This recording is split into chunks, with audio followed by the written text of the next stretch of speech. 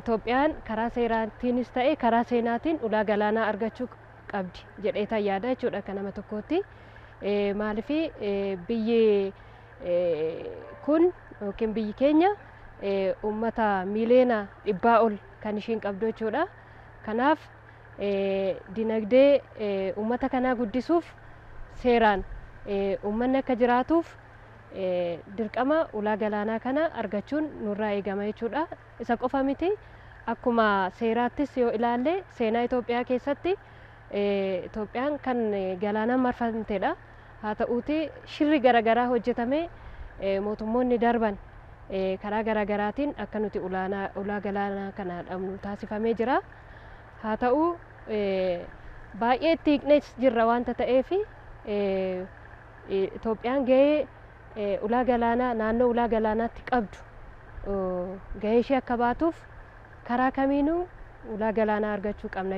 Ulaa galaanaa argachuun jiruu fi jireenya keenya murteessaa waan ta'eef guddina biyya kanaatiin murteessaa waan ta'eef biyya addunyaa keessatti yeroo ammaa dorgommiin gama diinagdeetiin siyaasaan hawaasummaan godhamu kana keessatti biyyi kun dorgomaa cimaa akka taatuuf ulaa galaanaa sirriitti murteessaa fi barbaachisaadha. Kanaaf mootummaan gama kanaan ijjannoon inni qabate kun ijjannoo sirriidha. Dhimmi galaana diimaa dhimma filannoodhaaf dhihaatu miti. Akka biyya keenyaatti nuuf murteessaadha. Diinagdee biyya keenyaatti murteessaadha. Uummata hagana qabu osoo qabnu nuti osoo mirgallee qabnu seenaanis seerri addunyaattis osoo nu deeggaru galaana diimaa argachuu dhabuun keenya haga har'aatitti dogongora seenaa kaleessa dalagameetiin bu'aan inni qabus bu'aa guddaadha. Kan argachuun immoo mootummaan sochii gochaa jiru bifuma amma jiru kanaan itti fufuun dirqama taanus akka uummataattis akkuma jiraata biyya kanaatti deeggaruun gahee keenya jechaadha. Ulaan galaanaa kaleessumayyuu teenna keenya gaafa kaleessa Eertiraan nurraa achiin bahinitti ulaan galaanaa sun ta'e uummata Itoophiyaati. Ulaa galaanaa deeffachuun ammoo ulaan galaanaa ammoo guddina biyyattiitii fi misooma biyyattiitii fi qaala'insa biyyattiitii fi waan hundaafuyyuu furmaata waan ta'eef ulaa galaanaa deeffachuun uummata Itoophiyaatii fi waan guddaadha.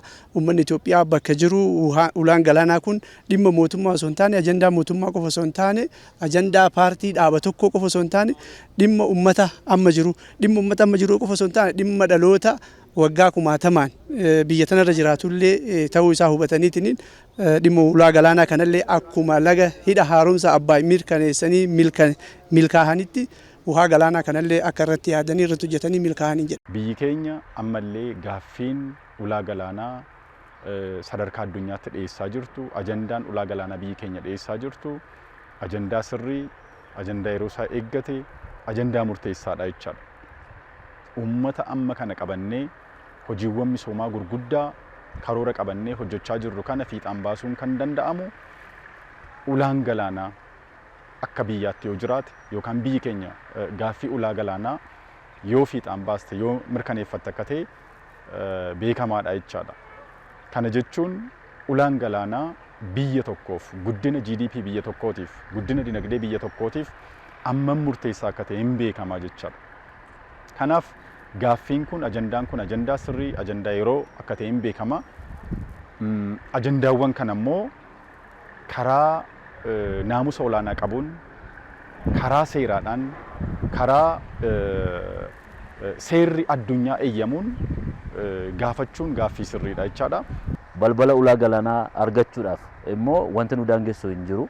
Kana gochuudhaan gama dippiloomaasiitiinis kallattii hundaan iyyuu itti deemuudhaan rakkoo kaleessa nu quunname kana sirna darbe keessa nu quunname kana hundee irraa hiikuudhaan dinagdeen biyya kanaa akka inni guddatu akka inni jabaatu akka inni cimu uummanni keenya daangaatti jiru baadiyyaa kan jiru magaalaa kan jiru fayyadamaa akka inni ta'u gochuudhaaf qabsoo nama jalqabame qabsoo guddaa akka ta'e kaasuun barbaada. Kaleessas yeroo geggeeffamaa ture keessatti mootummaan geggeessaa ture keessatti gaaffii akkasii kaasuudhaaf haalonni mijatoon yoo jiraatanis yoo hin jiraannes itti deemuun hin danda'amne amma garuu mootummaan jijjiiramaa ajandaa kana gaaffiin kun gaaffii uummataati deebii argachuu qaba.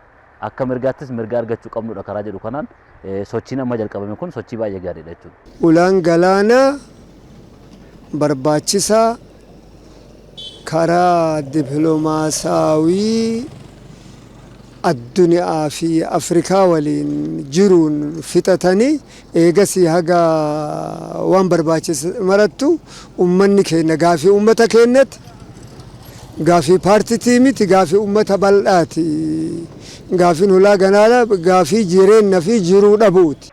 Carraa hojii guddinaan yookaan bal'inaan uumaadha kan jirru. Hojiiwwan damee qonnaa irratti argamsiisaa jirru, hojiiwwan damee industirii irratti argamsiisaa jirru.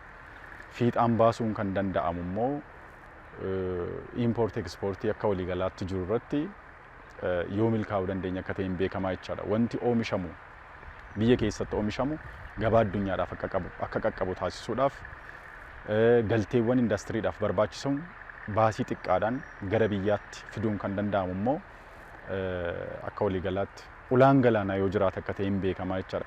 Uummanni biyya kanaa akkuma hidha haaromsaa wal tumsuudhaan wal bira dhaabbachuudhaan xiqqaadhaan amma guddaatti kan barate ta'uu hin jedhin akkuma namni mootummaa cina dhaabbachuu danda'e akkuma hojicha fiixaan baasuu danda'e dhimma ulaa galaanaa kanarrattis tokkoomuun baay'ee barbaachisaadha. Dhimma hidha laga Abbaay wajjin wal qabate hidha laga Abbaay waggoota dheeraadhaaf gangalachaa harkifachaa kan dhufe yeroo jijjiiramaa kana keessatti xiyyeeffannoo argachuu isaatiin yeroo ammaa eebbifamee hojii jalqabee akka inni jiru hin beekama. Boqonnaan itti aanu boqonnaa ulaa galaanaa deebifachuudhaan gaaffiin uummata keenya akka inni deebi'u gochuun biyyi keenya biyyoota kan biraa wajjiniin karaa salphaa ta'een walitti deemuudhaan hojiin oomisha alergee deebisuuf geggeessuu kallattii garaagaraatiin hojjetamuu akka inni qabu irratti hojjetamaa jira jechuudha. Dhimma ulaa galaanaatiin wal qabatee dhugaadha hojiin amma mootummaan hojjechaa jiruu fi seenaa jallate sirreessuudhaatiif hojiin hojjetamaa jiru hojii baay'ee boonsaadha. Biyyi keenya kallattii garaagaraatiin kan isheen miidhamte gama dinagdeetiin, gama hawaasummaatiin, gama siyaasaatiin mataasaa olaantummaa akka isheen hin qabaanne waggaa baay'eedhaatiif gufuu guddaa guddina ishee irratti kan ta'e ulaa galaanaa dhabuudha jechuudha. Akkuma beekamu biyyi keenya biyyoota laandiloogd ta'an keessaatii tokkodha. Garuu immoo kun akka isheen akka barbaadde hin guddanne fayyadamummaa uummata ishee akka isheen hin mirkaneessine ta'iiwwan taasisa keessaatii tokkodha jechuun hin danda'ama. Seenaatiinis ulaan galaanaa kun biyya keenyaatiif akka inni malu hin beekama.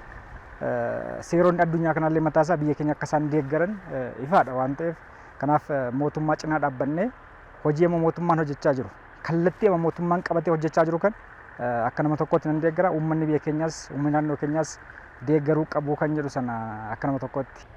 Karaa kamiiniyyuu karaa aartiidhaanis haa ta'u karaa garaagaraatiin uummanni keenya tokkummaa qabuun seenessa walootiin otoo waliin qoodiin jechuudha. Sabaaf sablammiin hundi tokko ta'ee guddina biyya kanaatiif ulaan galaanaa murteessaa ta'uusaa beekee qabsoo karaa kamiinuu godhamu irratti hirmaatee ulaa galaanaa akka argannuuf fiixaan bahiinsa isaa irratti hirmaannaa gochuu qaba kan jedhuun qaba.